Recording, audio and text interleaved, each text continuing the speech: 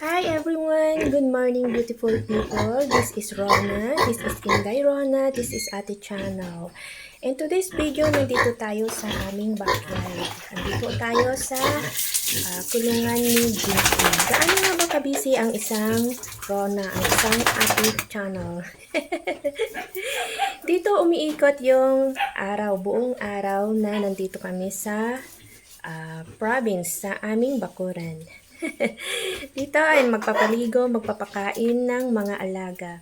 Ito ang first na mami pig ko, si Jinky. Ito yung first batch na nag-alaga ako ng mga baboy. Kaya kung pinangalanan na team blended. Kasi kasama siya doon sa team blended na first batch ng aking baboy.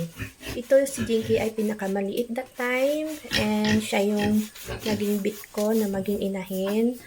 Si Jinky ay large white, ang type niya na baboy. Yung sa, kumbaga yung sa genus nila is large white siya. So, ito rin ay nabili ko para sa Pass kay Tita Ason. And I'm so thankful kay Tita Ason dahil sa kanya kumbaga sa kanya ako natuto na ulit ng baboy. Kumbaga siya yung first na tao na binilhan ko. And dito rin ito yung una na baboy na magiging inahin ko din, si Jinky. Siya yung kasama sa team blended that time. Pero yung tatlo na kasama niya is bininta namin. Tapos ito si Jinky ang naiwan. So si Jinky is buntis na rin siya, 1 month and 14 days. 1 month 14 days na tama. 1 month 14 days na siyang buntis. So dito nag-DIY na rin kami ng farrowing pen kasi ganito ito, may purpose itong farrowing pen namin, kaya siya ganito ang style niya dahil someday if ayaw na namin mag-inahin, pwede na lang nabaklasin itong mga tubo at lalagyan na lang ng mga cutting. Pero hindi naman yun siguro mangyayari dahil until na gusto ko yung mag-alaga, until na ituloy-tuloy ko siya. Dito magiging kulungan talaga to ng inahin na forever na yung kumbaga yung hanggat kaya, ganun. Dito namin ilalagay ang magiging inahin talaga. Compared doon sa kulungan niya that time is kumbaga maluwang kasi yun. Lagi siyang naano doon na kumbaga yung nadudulas. So dito is mas safe siya. Gawa ng kumbaga naka-Bartolina ba? Kumbaga dito lang siya talaga yung kumbaga hihiga lang, tatayo ganyan, at trasabante lang yung style niya.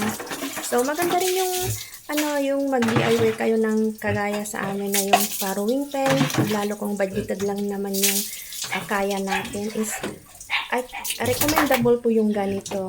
Kasi para na rin siya yung mga ginagawa talaga na farrowing pen, kumbaga yung bibili ka pa o either yung magpapagawa ka kasi mahal naman diba yung mga bayad. So dito sa amin is ganito na lang yung ginawa, sa kami na lang yung bumili ng mga gamit, tapos ayun si tatay ko na lang yung gumawa din. So I'm very thankful naman dahil siyempre si tatay nandun na always guide naman and always support me naman for my pages. So I'm so thankful. Ayun na yun. And may farrowing pen na rin siya finally. And ganito guys, ang araw-araw na lang na trabaho. Hindi lang dahil sa pag-workout na nakikita nyo. Nandito rin ako sa backyard. And yung sa pag-workout ko naman is yung talagang sinasadya ko yun na gumising ako like 3:30, 3:45 in the morning, ganun. Tapos magpre-prepare ako, magmuni-muni muna, and then when 4 o'clock o 3:45, ganun, ayun, magre-ready na rin ako ng mag-workout. So when time is like mga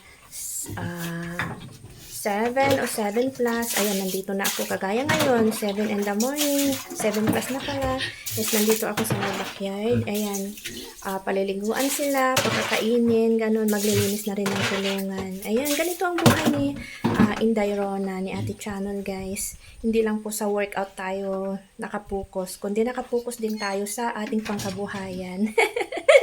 Ang OFW noon, ngayon tagaulis na ng punang baboy, ganun.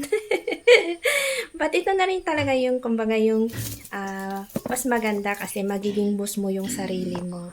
And thanks guys for watching. Bye everyone.